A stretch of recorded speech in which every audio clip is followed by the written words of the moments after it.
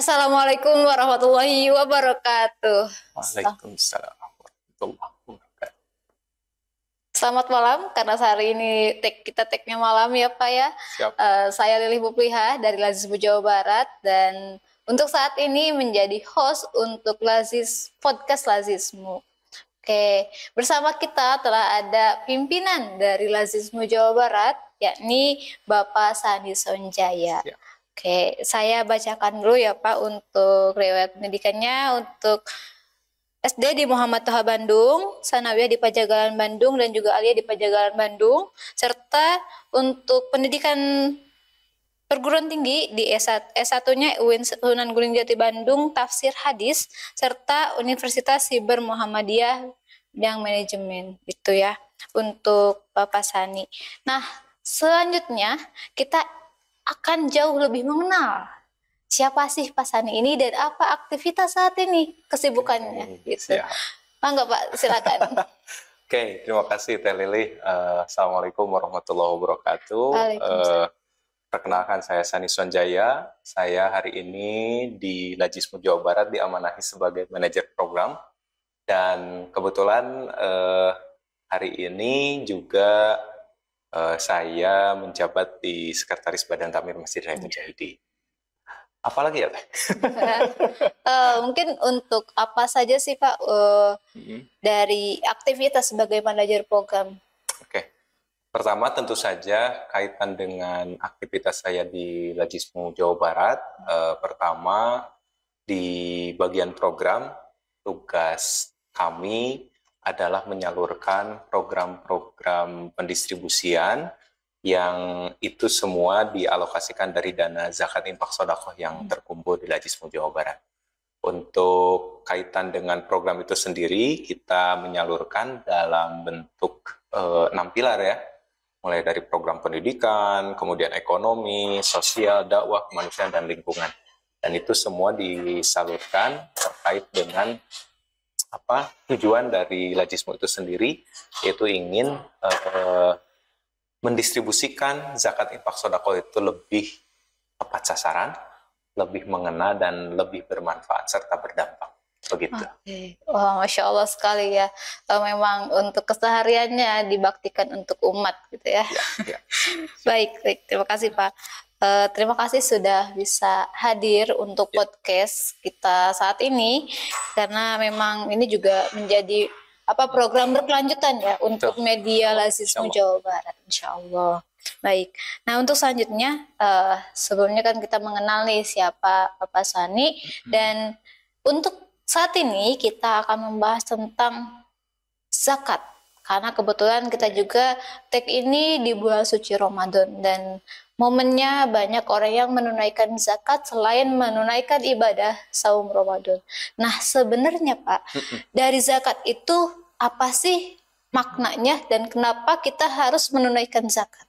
Oke. Pertama terkait dengan zakat itu sendiri, kita tahu bahwa itu merupakan salah satu rukun Islam. Dan tentu saja ketika itu menjadi sebuah rukun, maka itu menjadi sebuah kewajiban.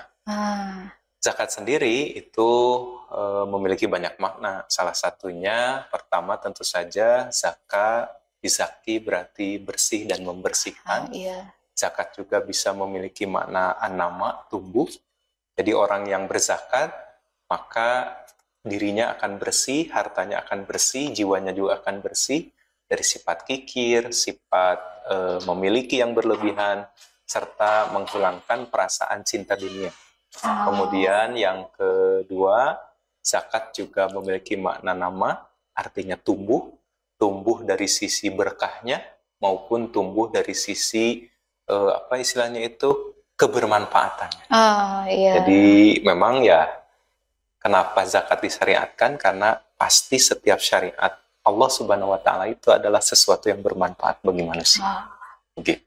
Ternyata selain yang udah pasti ya dari rukun Islam yang 5 itu, karena memang dari kelimanya itu kita dibentuk gitu ya Pak ya, menjadi mengusahakan sebagai manusia yang sempurna atau insan kamil mungkin gitu ya. Betul, Karena betul, yang kita bisa lakukan adalah usahanya Iya. gitu. Perihal hasil ya itu mah Oke. gimana nanti gitu nggak sih Pak? Iya iya iya. Oke. Nah tadi kan zakat ini sebagai bagian salah satu dari rukun Islam. Nah memangnya apa sih Pak landasan kewajiban menunaikan zakat itu? Oke, tentu saja kita akan kembali pada landasan normatif ya. Pertama, kaitan dengan perintah Allah di dalam Al-Quran.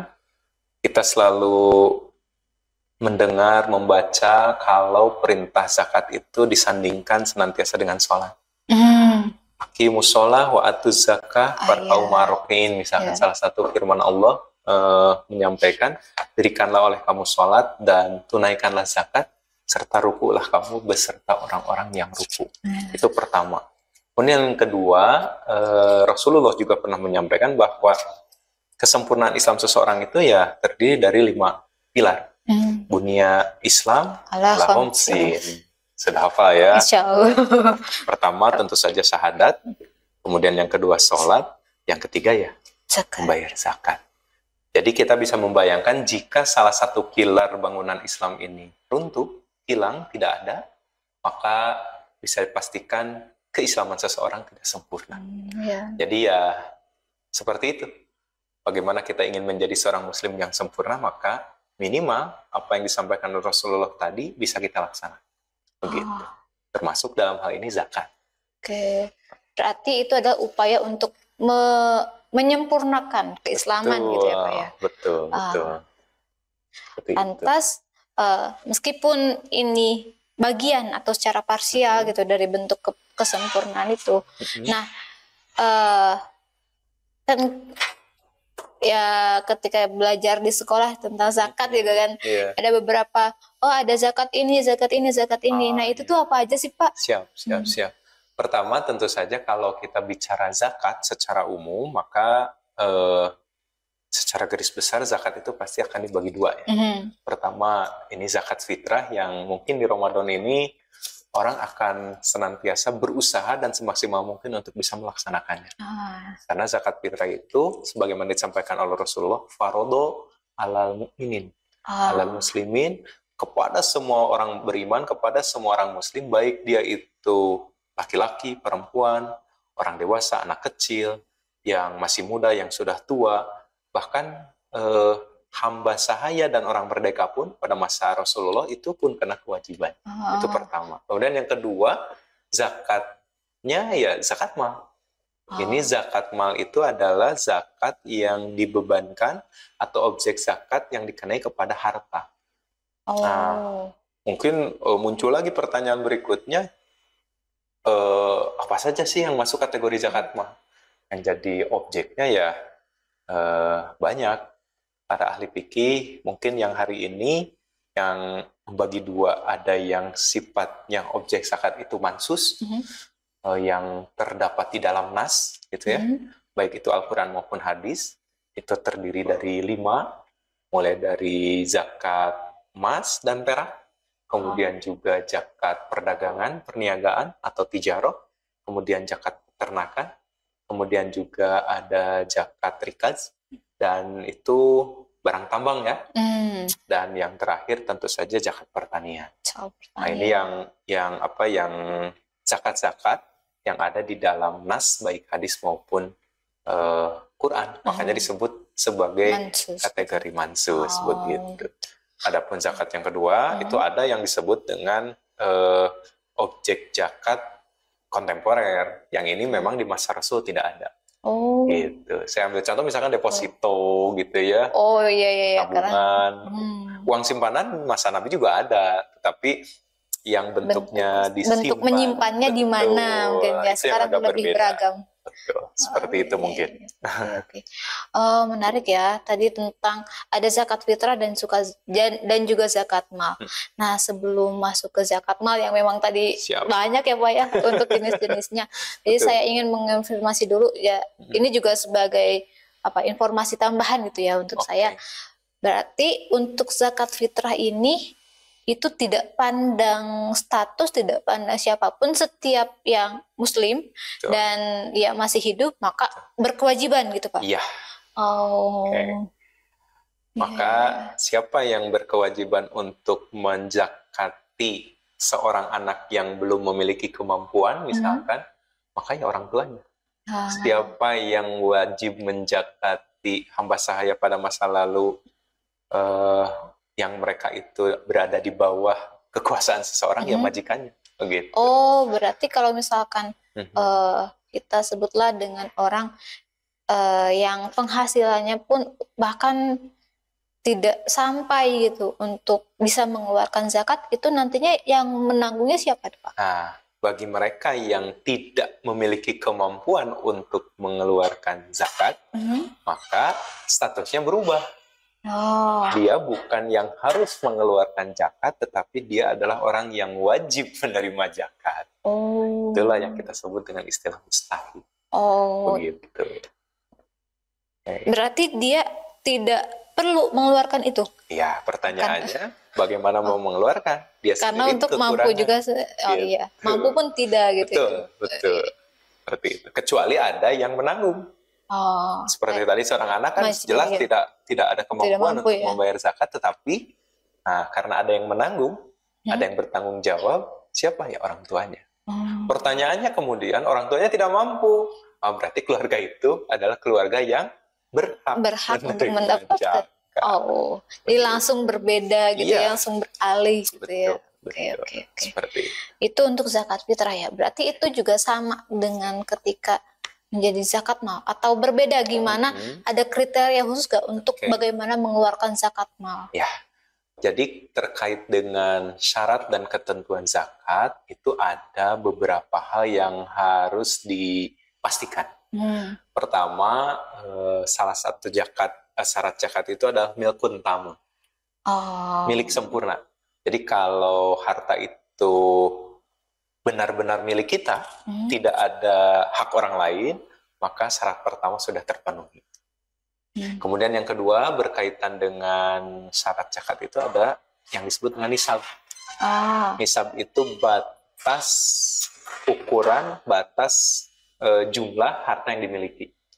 Ini tentu berbeda-beda tergantung jenis zakatnya. Saya ambil contoh misalkan zakat emas dan perak itu nisabnya 85 gram. Seseorang yang sudah memiliki emas 85 gram, maka nisabnya sudah terpenuhi. Sebentar Pak, kalau itu emasnya tuh ukuran misalkan emas 85 gram itu kan fluktuatif ya untuk harganya. Nanti untuk penominalan itu gimana? Memang di kalangan masyarakat ada istilah emas muda, emas 70%, 80%, emas 24 karat gitu ya. Maka selama itu emas, kalau dia sudah memenuhi gramasinya, nisabnya 85 gram, ya kita tinggal konversikan saja nominalnya, valuasinya ke dalam rupiah. Maka kalau dia sudah mencapai 85 gram itu, maka bisa dikeluarkan zakatnya 2,5%. Begitu. Tadi pertanyaannya gimana terkait dengan fluktuasi istilahnya itu harga emas. Maka kita kembalikan kepada orang tersebut kapan dia akan membayar zakat. Misal dia sudah memastikan membayar zakat emasnya di bulan Ramadan ini.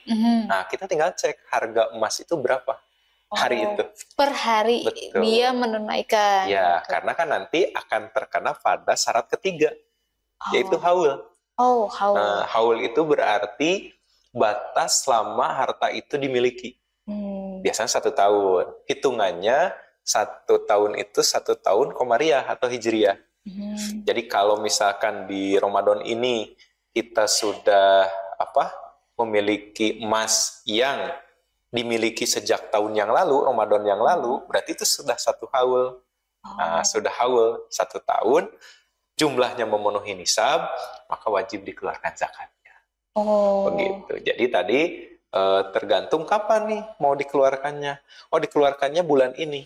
Nah, kita cek saja harga emas di pasaran berapa sebetulnya. Gitu. Nah, untuk itu harga emas di pasaran. Karena saya sendiri kan pakai ini Pak ya, pakai e-wallet gitu kan. Ada tuh untuk beli emas Ada gitu kan, standarnya ada ya. standarnya gitu. Dan kadang lihat juga di indeks yang di Google gitu, harga emas sekarang berapa sih gitu. Nah, itu yang jadi patokannya tuh harga emas di pasaran atau harga emas, kalau nggak salah kan itu lebih ke emas batangan nggak sih Pak yang Enggak juga. Oh, enggak juga ya? Jadi Berarti secara selama umum. itu emas, apakah itu dalam bentuk perhiasan atau emas batangan, selama itu disimpan sebagai investasi, sudah memenuhi nisab, sudah haul 1 tahun, kemudian emas itu milik kita sendiri, maka syarat-syarat itu sudah terpenuhi. Dan yang keempat nih, nyambung ke syarat berikutnya, dia memiliki potensi tumbuh. Kita tahu emas itu kan meskipun fluktuatif, pernah tidak anjloknya itu sampai. Wah, iya. Justru kalau kita lihat, itu biasanya terus tumbuh nilai. Makanya itu menjadi salah satu syarat yang ditetapkan. Gitu. Itu mungkin terkait dengan syarat-syaratnya. Oke. Ternyata kita harus aware ya Pak dengan kepemilikan kita. Gitu.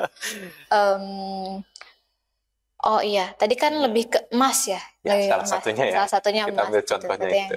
Ambilnya emas. Apakah ketika kita memiliki harta yang lain, itu juga wajib untuk dizakati? Oke, sekarang pertanyaannya, apa harta itu? Oh iya. Ini juga jadi perlu dipastikan. Contoh, misalkan yang disebut dengan harta lain itu di luar emas, misalkan kita punya sawah. Nah, misal ya, kita punya sawah, punya lahan, persawahan misalkan. Anggaplah itu panen di bulan Ramadan ini. Misal, panen di bulan Ramadan ini. Maka untuk zakat pertanian, waktu mengeluarkannya itu adalah pada saat panen. Jadi tidak kena syarat haul, tetapi dia dibebankan atau ditetapkan zakat pertanian itu pada saat dia panen. Berapa banyak zakat yang harus dikeluarkan? Apakah zakat pertanian juga ada nisabnya? Ada. Jadi nisab zakat pertanian itu 653 kg beras. Dan kalau misalkan anggaplah kita hasil dari panen kita itu 1 ton misalkan, 1 ton, terus sawah kita itu diairi dengan tada hujan, maka persentasenya itu sekitar 10%. 10%, berarti 63 kilo. Kalau sesuai dengan batas nisabnya. Tapi kalau 1 ton dari saya contohkan berarti kan 100 kg. 1 kintalnya. 100 kg dari 1 ton itu nggak ada apa-apanya lah. Yes. Ini untuk memotivasi saja, karena biasanya kalau kaitannya dengan mengeluarkan, karakter manusia ya suka ingin jadi, dikit gitu. Ada bahasa lebar gitu. Padahal itu sudah kewajiban. Tapi kalau misalkan diairinya dengan irigasi, menggunakan mesin air yang itu membutuhkan biaya, ya maka beban istilahnya itu zakatnya itu juga berkurang. Jadi hanya 5%. 5%-nya. Kalau dari 1 ton itu hanya 50 kg. 50 kg. Seperti ini Pak, kan tadi tuh misalkan untuk pertanian 1 kali panen, gitu ya, 1 kali panen 1 ton. Nah, sementara untuk padi itu panennya sekitar 3 bulan, 4 bulanan. Berarti kalau hitungannya nisab dan haul, apakah cukup dengan nisab saja atau harus dengan haulnya juga? Nah, kalau pertanian tadi saya sampaikan di awal memang tanpa haul. Oh, tanpa haul. Karena zakat itu ditarik dari petani itu pada saat dia panen. Saat dia panen. Saat itu. Pas saat dia panen. Jadi kan kalau disebutnya itu bibit unggul biasanya kan bisa 90 hari, maksimal 100 hari gitu ya. Nah, setelah 100 hari begitu dia panen, maka zakat itu jatuh atau ditetapkan pada saat panen itu dilakukan. Panennya itu ini penasaran aja Pak ya. Yang wajib dikeluarkan itu ketika masih gabah atau sudah menjadi beras? Pertanyaan bagus. Ini memang di beberapa ulama fikih juga tidak sama. Bahkan kalau kita bicara gabah, apakah gabahnya itu gabah basah atau yang sudah kering? Nah, iya itu gitu Pak. Karena ya. kan pasti si masaknya pun beda ya. Betul, betul. Makanya nanti kita hitung yang disebut dengan apa istilahnya itu 1 ton itu dari mana? Apakah dari gabah basah atau gabah kering atau yang sudah digiling menjadi beras? Iya. Nah, berdasarkan pandangan ulama tarjih ya, ketika sudah menjadi beras. Oh, Makanya ketika sudah menjadi beras, ya tadi bisa jadi kalau misalkan gabahnya 1 ton, apalagi gabah basah, ketika sudah digiling menjadi beras, itu akan terjadi penurunan bobot, susut. Nah, tinggal kita lihat saja, apakah itu sudah sampai nisab atau belum. Oh, iya. Gimana kalau hanya sekedar 650 kilogram? Nah, iya kurang 1 misalkan. kurang 3 kilo lah. Kurang 3 kilo. Dari nisab misalkan ya. Maka berdasarkan ketentuan tadi, itu secara kewajiban zakatnya ya gugur. Karena tidak terpenuhi kan. Seperti itu. Anggaplah contoh, saya kembali ke contoh emas, 85 gram. Kita beli di Ramadan tahun lalu 85 gram. Terus sampai bulan Sya'ban, apa istilahnya itu, tidak berkurang. Begitu masuk Ramadan, kita ada keperluan mendadak. Terus kita jual 10 gram. Nah, jadi tinggal 75 gram. Pas kena haul di akhir Ramadan, ternyata tidak mencapai nisab. Maka secara ketentuan, berdasarkan tadi, gugur kewajiban zakatnya. Tetapi bagi mereka yang memiliki keimanan, ibadah maliyah itu ada jalur yang lain. Ada infaknya, ada sedekahnya. Jadi mau jalur yang manapun yang kita lakukan, insya Allah itu merupakan bentuk kebaikan. Tetapi kewajiban zakatnya, karena tidak memenuhi syarat, maka hilang atau gugur. Gitu. Ini kembali lagi ke yang emas ya Pak ya, tadi agak ini. Karena kan kalau untuk hitungan besarannya itu 85 gram gitu kan. Betul. Nah, ada syarat ketiga yang tadi yang haul itu. Misalkan saya gitu. Doa saja. Amin, didoakan. Dapat emas 1 kilo. Dapat emas gitu ya. Sekitar 86 gram misalkan ya, lebih 1 gitu. Lebih 1. Nah, misalkan Ramadan ini, tapi saya dapat emas itu belum, misalkan awal tahun ini, bulan Januari misalkan. Nah, itu saya berkewajiban atau tidak? Jadi tidak. Tidak, karena kan haulnya belum sampai. Belum sampai. Jadi kalau misalkan belinya di bulan Januari, maka 1 tahun itu Januari kan.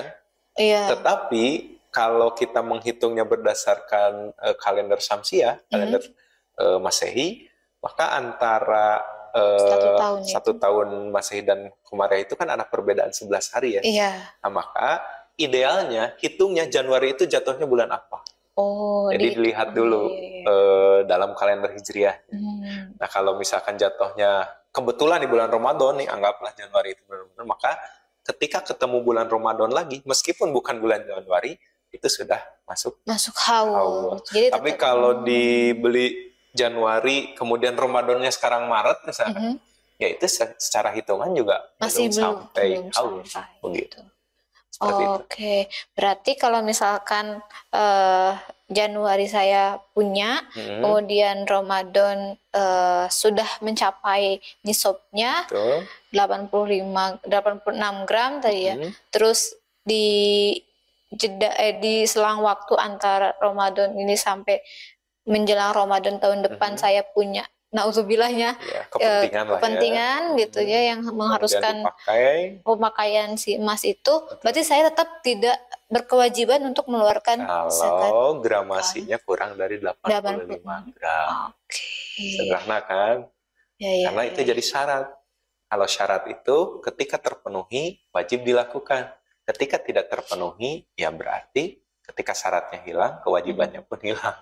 Gitu. Nah, Pak, gimana kalau misalkan saya tuh nggak sadar kalau saya memiliki emas sebanyak itu, gitu misalkan.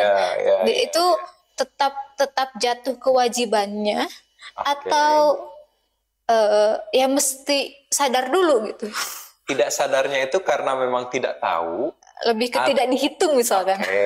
Karena tidak dihitung saking nggak perlunya gitu. Oh ya udah kumpulin dulu aja. Kumpulin pokoknya. Nah makanya ini menjadi kewajiban kita untuk mengecek ya. Tadi kalau istilah Teh Lili itu aware gitu ya. Dengan harta yang kita miliki. Kenapa? Karena di dalam harta kita itu ada hak orang lain yang harus kita tunaikan. Nah, kekhawatiran itu, istilahnya itu awareness itu harus muncul bahwa ketika kita dititipi amanah harta, maka kita harus ingat di dalam harta itu ada hak orang lain. Kita hitung helawe, nah aja kita menyengaja kita timbang misalkan, wah ternyata sudah lebih. Ya pada waktu itu kalau harus kita itu disebutnya itu sudah 1 tahun haulnya sudah sampai, berarti wajib dikeluarkan. Berapa yang dikeluarkan teh? 2,5%. Sedikit lah. Sedikit. Iya.